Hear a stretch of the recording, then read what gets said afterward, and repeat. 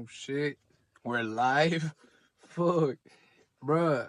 I have this suction cup fucking phone holder this whole time. I thought it needed 3M tape or whatever the fuck.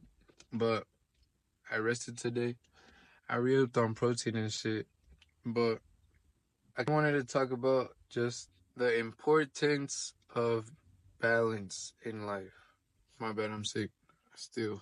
Every time I start to get better, I, for some reason, just fucking medicine goes out the window. But anyway, you know how they say work hard, play hard? That is true. But the most important thing about the working part is that you have to make it as least stressful as possible. You have to make every task that you do, everything that you have on your to-do list. For example, at work, you have to do certain shit every day. You have to do it in a certain order. You have to do whatever the fuck your task in this scenario is. You have to make it the most efficient possible. So you have to come to an understanding of the process as a whole from beginning to end and everything that you have learned to make it easier. Just use your logic to break it down into steps, into chunks almost. Like you can knock out all of this in one go. For example, scheduling your lunch and your eating time. What can you do during your lunchtime? And how can you maybe sneak your food in during the day while you're doing something that isn't so hands-on or so technical to where it has to have all of your attention? There's your windows of opportunity of time for you to actually use it to your advantage. That way you have more free time, right? Because I don't know if it's just me or whatever the fuck, but I like to use all my time, bro. And I think that's why my issue with the play part comes in, where I just don't know what is play anymore. I can't find fun in shit, to be honest, because I start to think about everything that I should be doing, I could be doing, or whatever. And in a way, it's kind of, bruh, if I should be doing it and I could be doing it, then why am I not doing it, right? And that's procrastinating. That's just me procrastinating. Because in reality, if I knew I should be doing that, then I would be doing that. Fuck. Because I go out to, let's say I go out to a club, we're drinking, it's cool. By like an hour and a half, maybe an hour in ish, I'm already in my head, damn, bro. Low key, I'm not trying to feel like shit tomorrow. Or I'll be like, damn, I wonder what I would be doing at home. I could probably just be chilling. This is kind of whack. Why is there so many people? Or why is there not enough people? There's always something that my mind finds wrong with the fucking scenario when I'm trying to play, when I'm trying to just chill, when I'm trying to just be, I guess. Because my mind is always like, money, I guess. It's always, I guess, not stressed about money, but in a way stressed about money because it's like, at the end of the day, that money and your family are the pinnacle of your priorities. So that's all I think about is my family, my money, and my health because that's all that I'll have. If you take everything material away, that is what I'm left with. And money you need for everything. I think that's why it's so hard for me to get out of my mind so much is because you need it. Because it's such a mandatory. You can't have freedom without money. But in a way, if we didn't have money, then we would have freedom. That's what low-key is so traumatizing about when you have to be on your own or start getting shit for yourself. When you have to mature and realize that it's all on you. Because it's like, bro, you are now responsible for every that now goes on in your life. From now on, every traumatic event you brought upon yourself. You put yourself in those situations, you were talking to those people, you were doing this, you were doing all that. You quit that job, you stopped. You did not do this, you did do that. It's all on you. And that's so traumatizing because even if you have gotten it to an extent, you've worked for your shit and it wasn't just given to you and then you still had to step into being a full adult. If you were raised in a disciplinary household where it was like, do this now, or you can't do that, or you can only do this when, or blank and that, then you still have a foundation. You still have something that you can base your decisions off of, because you're using their feelings, whoever your guardian parent or whoever's giving you these instructions, teacher, professor, boss at your job, and you're just like a teen type shit. You're gonna listen because that's all you know. You either listen or you don't, and both of those consequences already. But once you step into the adult phase, there's more options now. You can literally choose anything, bro. You have free will, and it's so crazy because you can literally just blurt shit out that's racist, would offend everyone in the room. You can say and do whatever the fuck you want to do.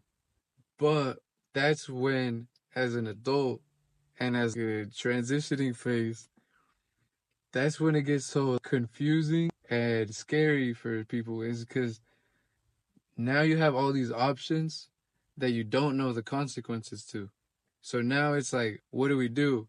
And all you get stuck in is overthinking it and not taking any action. Where was I going with all of this shit? Anyways, we're just gonna go.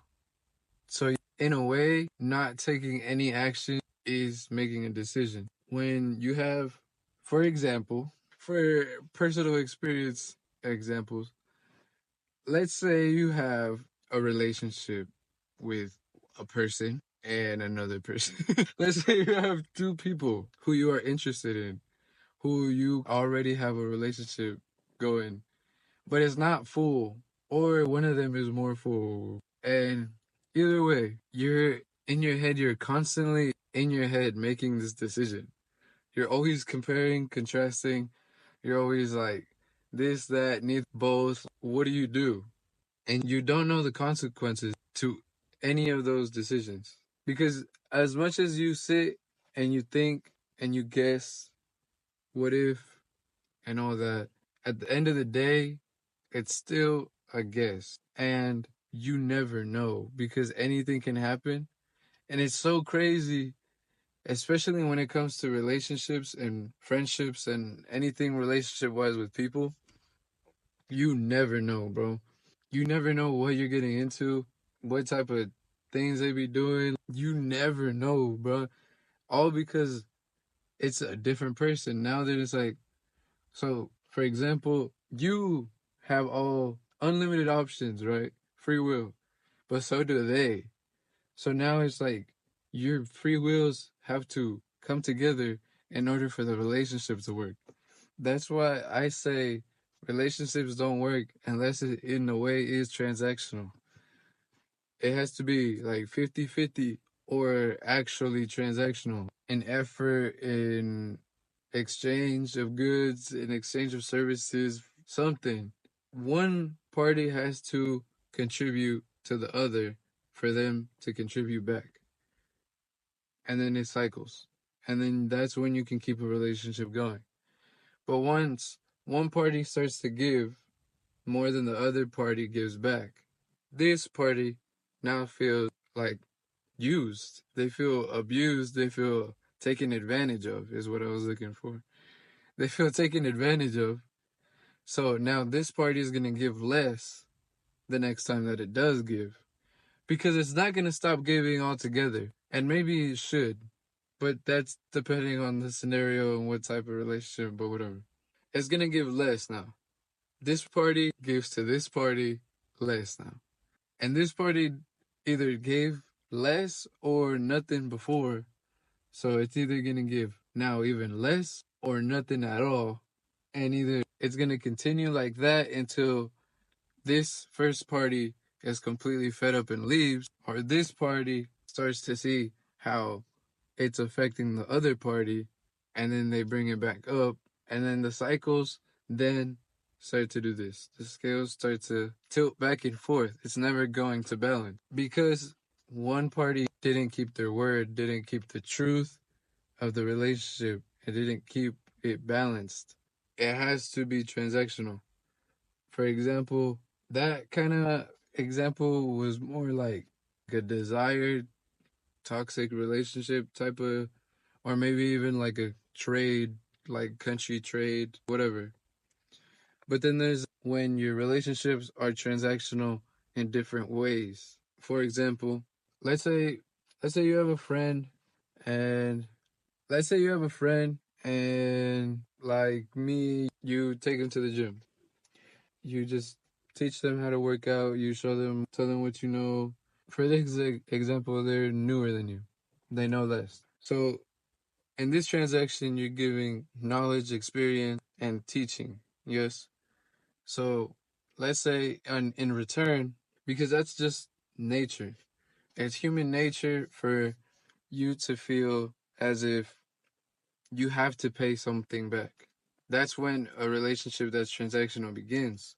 And that's when I've come to see if relationships are transactional, most of the time they are temporary. Because it's only transactional until one of the parties are satisfied or they're both satisfied and it's just like, all right, smooth sailing, we're good.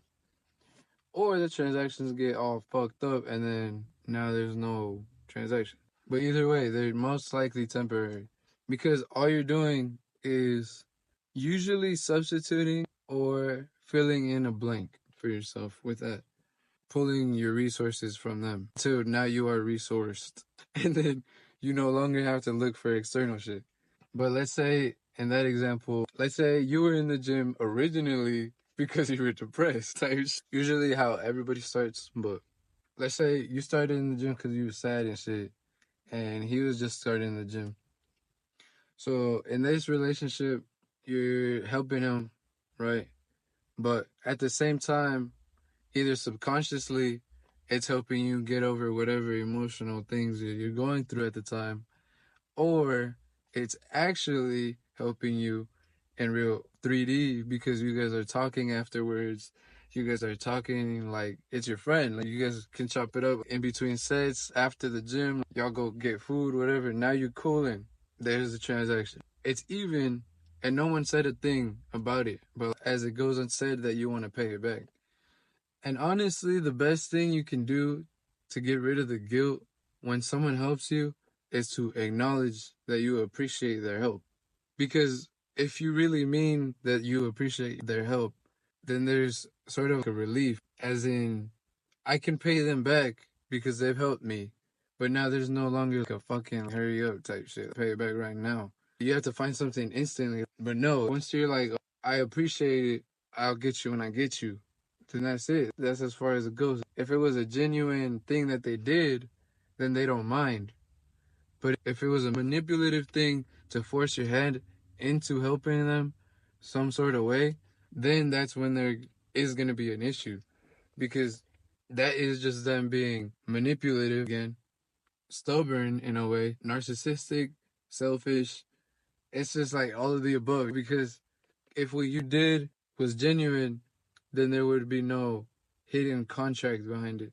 There would be no unspoken debt that I have to repay. And especially on a deadline, because that's just not real. That's not how life works. Everyone has their own things going on and shit, and people can't drop everything to help you whenever you want them to because they have their own life. Just how you have your problems, they have theirs, and you're not gonna go and wipe their ass. So why would they wipe yours? Going back to the motherfucking balance between work and play. I think I have to get better at doing nothing because when I do nothing, in a way, is when I can go do the most. Because when I realize and come to the realization that I don't have to do any of this shit, I do not have to work as hard as I do. I do not have to show up to work if I don't want to. Yes, there's consequences, like I said, but in reality, free will is real. And once you come to the realization that you have the free will to change shit, to make things the way that you want them to be, it'll just make you go, bro. You'll go because you'll see that it's actually so much closer than you think. Because look at how many people around you don't see it. And you can only see it when you're doing nothing. When you stop and you're actually here. Like me, right now, here. In this truck. You, right now, watching this. Just be. The more that you can be and do nothing and validate yourself in a way. Because at the end of the day, what everyone seeks is validation. Because everyone is seeking validation from love. And that's what your ego wants at the end of the day. Because it's the ultimate form of validation. This person accepts me completely for who I am. From head to toe, everything about me. How I laugh, how I fart. They love everything about me. It's complete validation.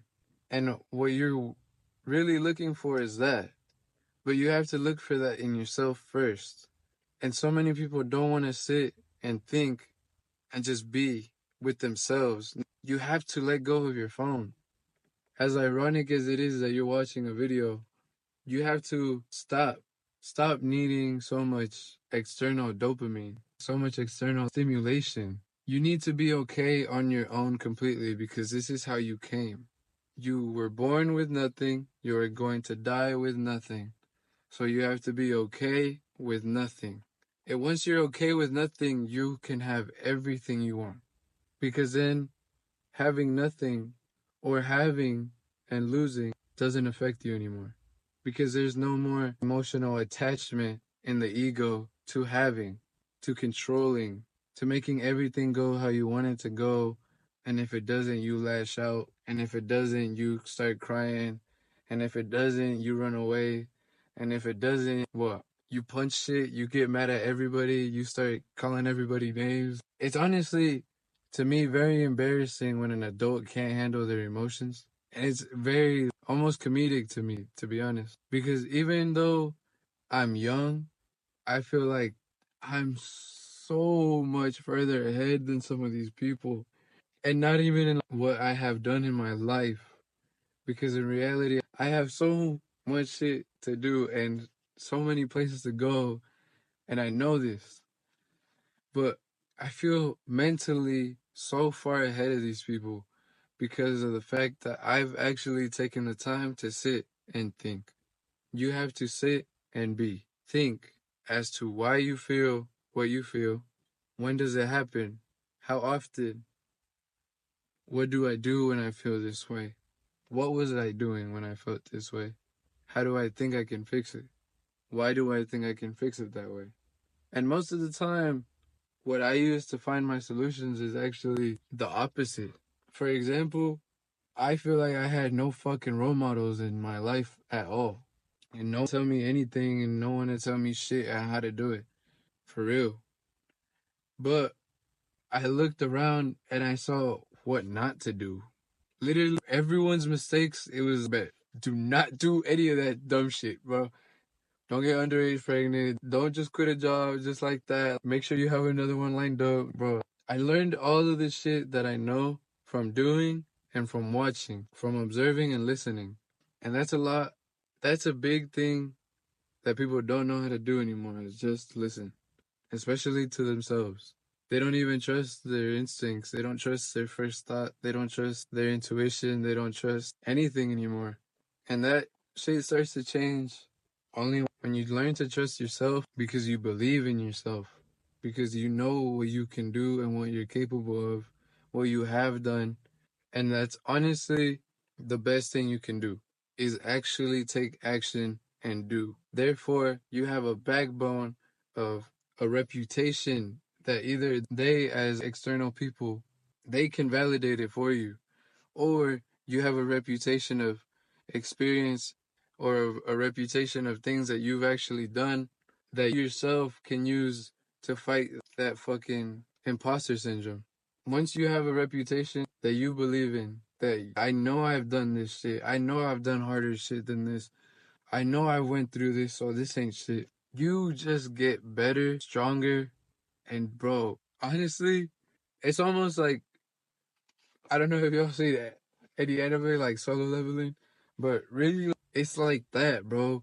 Cause you go through some hard shit and you get through it. Next time around, something similar or something just as difficult either physically, emotionally, something comes about, that steps up. That subconscious steps in, and it's like, I believe in myself. That steps up, and it's like your reputation now can fight the fear, the fucking doubt, everything that's in your mind. It just takes it out because you believe, you have faith in you. You know what to do because you've done this shit before. One of the things that, as in a spiritual way, gives me a lot of confidence in life is your soul knew what you were going to experience and what you were going to deal with. Everything that was going to happen in your life was already in a way written into your soul. It was already meant to be. And that's why there's no reason to worry. And that's why you're always on time.